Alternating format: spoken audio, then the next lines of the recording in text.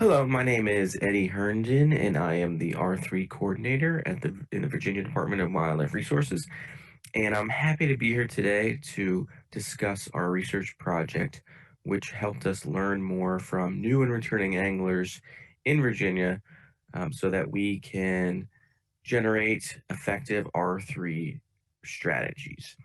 At this point, I do want to thank RBFF for allowing me to present this today and for their support for this project, which we did receive funding as part of the R3 grant program that they have. And also thank you to Responsive Management for their support and for all the research they did for this effort. So, like I said, this was a research project where we wanted to learn from new and returning anglers in Virginia.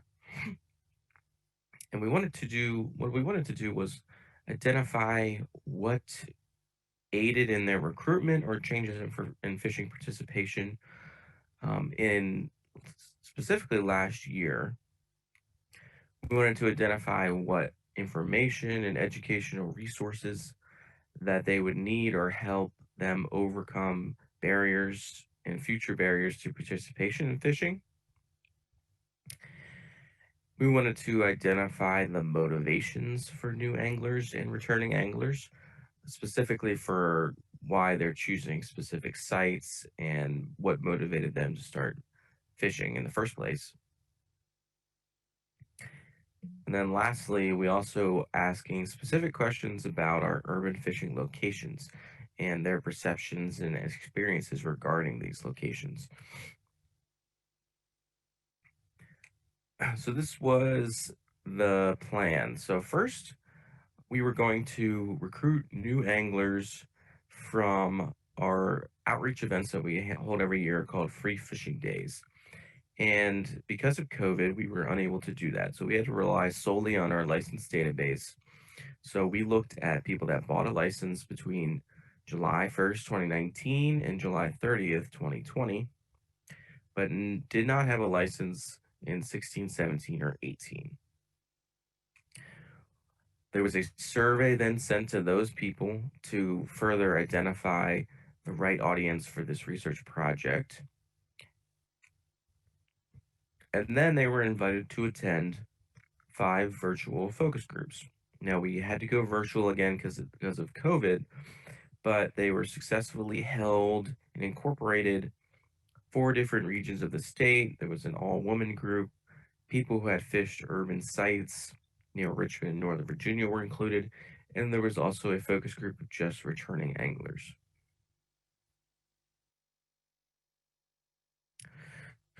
So right off the bat, one of the biggest key findings for this project was that the many of the people that we thought were new and returning anglers from our license database were in fact not. So 60% had fished from 2016 and 2018, but we did not have a record of them holding a license. And that could be for many reasons. We think 15% fished exclusively out of state, so they didn't need a license, but 45 were probably fishing without a license either because they fished private property or they just weren't using a license. So this led to an initial challenge for the research team, but because of the survey and this next step screening process, they were able to identify exclusively new or returning anglers. But it was definitely a key finding for myself is that the database itself cannot be used solely to find especially new or returning anglers. There needs to be a secondary step, a survey, a screening survey, something like that. So COVID-19 was obviously very impactful for us last year. And right around the time that this focus group project started was when everything was locking down. So we were seeing a huge increase in participation in fishing across the board. And several types of people started or restarted fishing because they had more time and because they saw the activity as potentially safe. So there were groups of people that started fishing for the first time because of the pandemic. There were people that used to fish and then restarted because of the pandemic. We did notice there was a lot of people that were just fishing more often, that were increasing their participation. And there was a lot of people that either didn't fish before or had some interest who restarted it specifically because they wanted to take their family out and do an activity. So we were able to capture all those people, and but the point of this project really was to dig deeper into those people and learn more about their barriers, learn more about their motivations and perceptions towards fishing in the first place. So, what are the characteristics of the new and returning anglers? Well, they tended to be a lot younger. Um, Over 50% were between the ages of 18 and 35. They tended to be more female. Nearly 50%, in fact, were female as compared to our active anglers, where it's much more male. They tended to reside in urban and suburban areas, which makes a lot of sense. They also tend to stay closer to home and fish in their county of residence, which speaks a lot to our urban fishing program and the future potential for that. And they're more likely to have gone fishing with a friend or organization rather than with family. And this may because a lot of people that are not active anglers probably didn't grow up around fishing or had fishing in their family. So it would make sense that at this point in their lives, they might have to rely on a friend or an organization to take them out. So, what are the key findings from this research? Well, we pulled a lot of information. And one of the key aspects was this idea of what are their reasons for fishing? What are their motivations? So, things that were lower draw for people are things like catching a big fish. Clearly not a huge motivating factor. Solitude was definitely a draw for some people, but it was not the majority. And there was a lot of people that were not out there for the challenge. That wasn't really their primary reasons.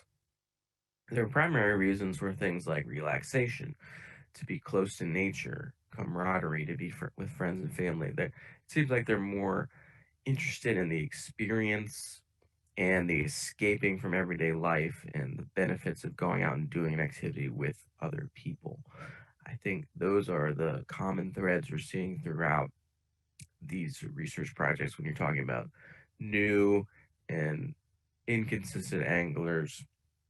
You know, they're out there because they want to be with friends, they want to escape their work life, and they want to be out close to nature. So that was some key information for us moving forward.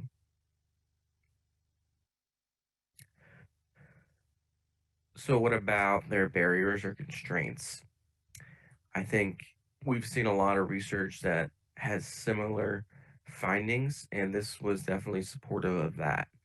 So, new anglers don't know what they don't know, meaning that they just don't know enough about fishing to really understand what they need to know. So, there's a lack of knowledge and skills that we are hearing from them consistently in these focus groups. And we need to not only create this information, but find the best way to give it to them. And I'll talk more about that at the end of the presentation. But they still need that basic information. They still need techniques, species, and information, where to go, finding places with good access. Knowing what to expect at these places is key as well.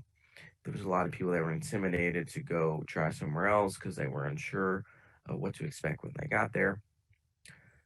Regulations are too overwhelming is a common thing we hear a lot. So this gives us some more evidence.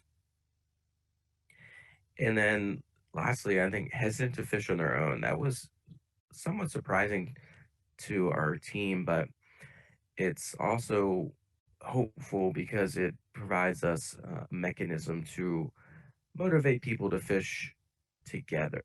And I'll talk about that in a little bit, but it's part of our messaging moving forward. So it fits with that. And I think it could be seen as a negative right now, but I think we could turn that around into a positive for folks that are hesitant to fish on their own. So I'll talk more about the implications in a minute. So, like I said, really the point of this project was to gather the data and information so we know what to do to address their barriers. And and like I said, lack of knowledge and skills is still missing. But what's important here is we don't want to just go out and create a bunch of one-on-one videos or informational pamphlets and hand them out. I think we need to do is find the best way to give them that information, find the right audience, and make sure that this information that they're missing is given to them at the right time in the right place. So it's not just creating it, but it's also directing them. So that's something we're going to focus on here at DWR is to figure out the best way to do that consistently. People are hesitant to try new fishing locations. So I think it's important for us to really showcase our locations and access sites in the sense that we need to display what to expect when they get there, not just as far as fishing, but is there parking? Is there a playground nearby? Is there a brewery nearby that people can use while they after they go fishing? Is there places? Are there things to do? I think that's the type of information that this audience is looking for, and they want to know what to expect to get there, so it can reduce their anxiety. So, like I said, there was a lack of knowledge and skills, but also a lack of awareness of DWR information and resources. Like most state agencies, we have a ton of information on our website that's difficult to find. So what we did was we're starting an onboarding email campaign series. So anyone that buys a new license, we're automatically directing them to an onboarding email series where they're going to get this information directly into their inbox. So it's going to be links to stocking updates. It's going to be where to fish information. That's going to be directed to them um, into their email as soon as they buy a license. And I think I'm looking forward to seeing how that goes and seeing what information we can change and improve upon over time. We did see a lot of people that were interested in expanding their fishing, so increasing their participation with different baits, different speed techniques. There was a lot of interest in fly fishing. So this is where targeted communication comes in to direct this audience to the right information. Workshops, skills workshops comes in, and content as well.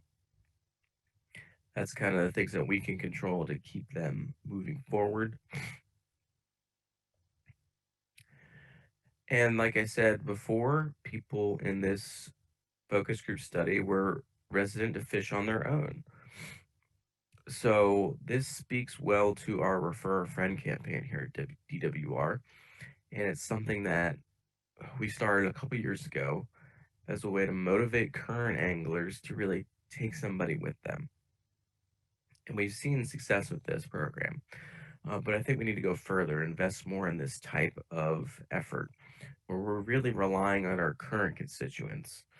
You know, going back to that original, one of the earlier slides, people were not only resident to fish on their own, but they're more likely to go with a friend. So, how do we motivate our current avid anglers to continue to help us recruit people and take people out and be a mentor um, and help us in this journey? I think that's going to be important moving forward, and our messaging is going to reflect that with a new communication strategy we're going to be rolling out soon called the Outdoors Are Better Together. And that's everything we do is going to come off of that messaging and that communication strategy, and hopefully that is speaks directly to what we want to do when it comes to recruiting and retaining new returning anglers. Regulations are too confusing. We hear it all the time, but we still haven't really done enough to address it. So this is something that we need to explore in the medium term, because I don't know the right answer for this, and it's going to take coordination with fisheries staff, because there has to be a better way that we can display the regulations, the way we write them, the way, there's something just missing there, and education, enhanced signage can help as well. But I think we need to address that, and I'm curious to hear if other states have done this. If you have done that, feel free to comment in the chat box and let us know, or ask me a question about it, because I don't know how to tackle this one, but it's something we're seeing every time we talk to new people. And then, speaking directly to our urban fishing sites, we heard loud and clear how they're appreciated and people really like them. But there were concerns about overcrowding, pollution, litter. So this gives us evidence to continue to bolster our Fish Local Virginia initiative, which is our urban fishing site outreach program. But it also made it clear that there's some opportunities for how do we look after these sites differently than, say, our wildlife management areas. If it's like a local park, maybe there's some volunteer opportunities, but we have to think about the customer here, and perhaps there's an enhanced role the agency has to take care of these sites, um, and put restrooms and pay for trash collection, because this is directly what the customer is telling us. So, final takeaway from me is that this was really a unique effort from in the agency, and I think it hopefully represents a change in our approach. So, this was giving us the data. This was speaking directly to the customer, and it gives us a framework to move forward and craft our R3 strategy and consistently test. So, all this information is great, but we're going to have to continue to test it as we apply it and evaluate it and see if it's actually working, if it's holding true over the years. So I'm hopeful now more than ever, because we were able to actually invest in the researching to get the data that we needed to start this strategic approach to outreach. And I'm happy to discuss more about this in the Q&A session. And I encourage everybody to do focus groups as much as you can. If you need funding, take advantage of the opportunities that RBFF has to offer for these projects. Responsive Management is a great partner. They were super helpful from the very beginning and gave us exactly what we needed to move forward. And I'm looking forward to applying this data into our R3 strategy. Thank you very much.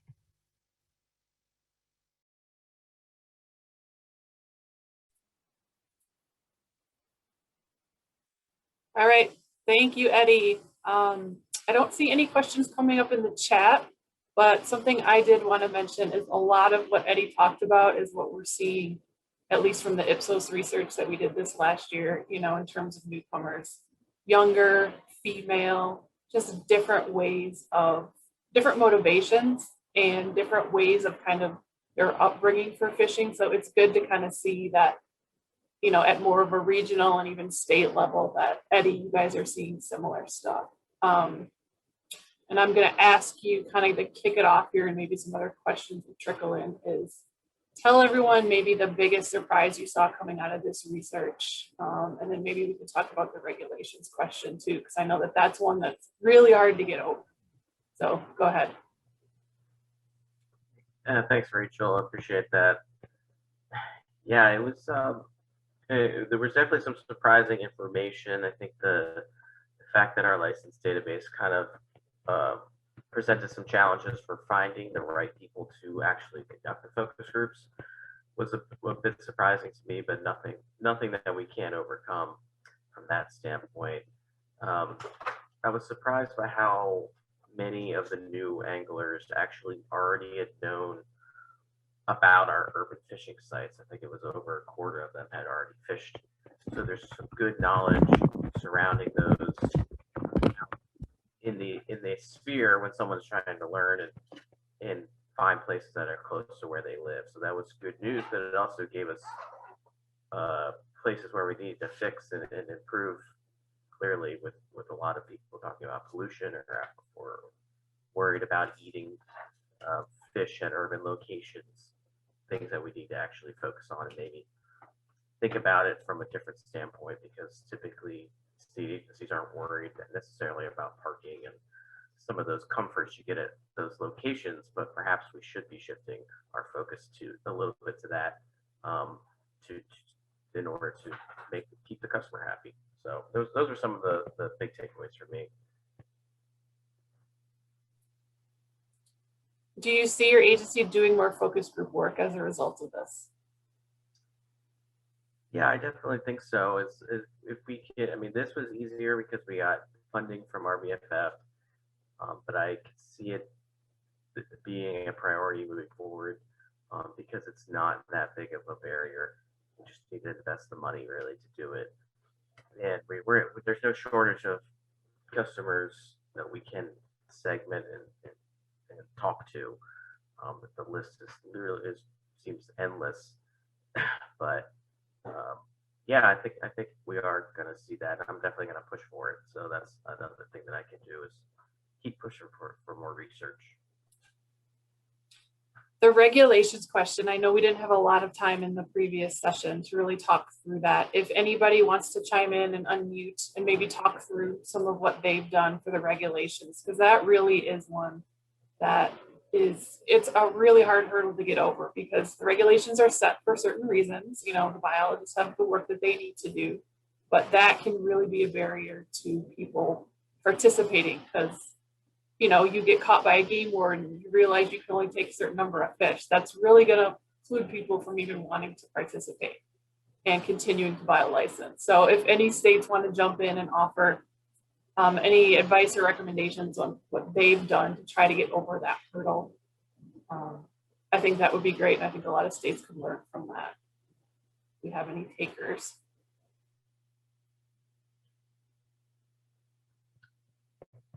One idea that I've heard from other states that I don't know how exactly to implement it, but it's not changing the regulations, but just simplifying the way that they're communicated and changing negatives into positives. So like not saying just a bunch of you can't do this, you can't do that, but you know, you can't, just saying the positive side of that.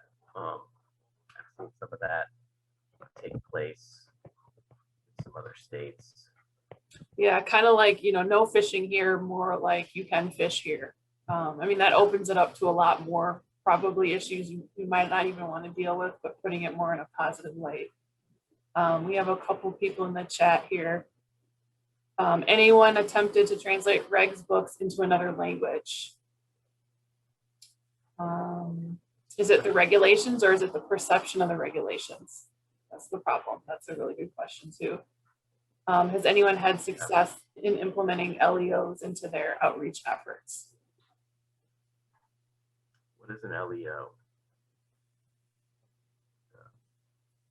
Ben, can you clarify? Law enforcement officer.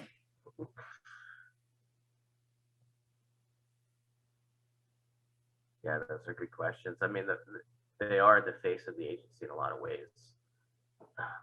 So they are engaging constituents consistently. We've tried to take advantage of that in some ways, but I don't think we've given them like kind of done a very good job of like giving them the tools to be effective. I mean, they are effective, but like to be more effective, I guess. Yeah, I just see that there's a lot of probably customer pain points in your customer journey when it comes to law enforcement officers.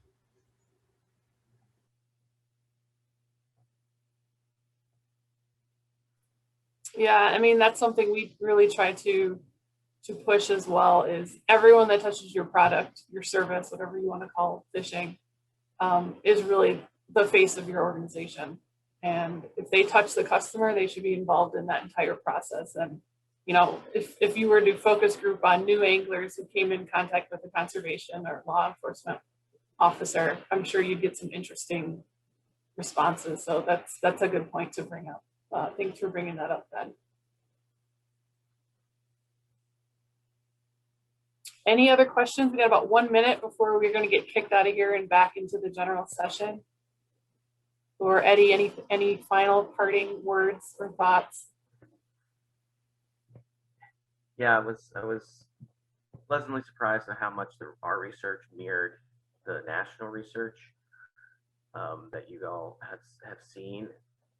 And I think that there's some opportunities there that I mentioned in the presentation, but like the idea of inviting somebody out, I think is something we can take advantage of as a I guess R3 community, using our existing resources to invite new people, motivating current anglers to take new people out.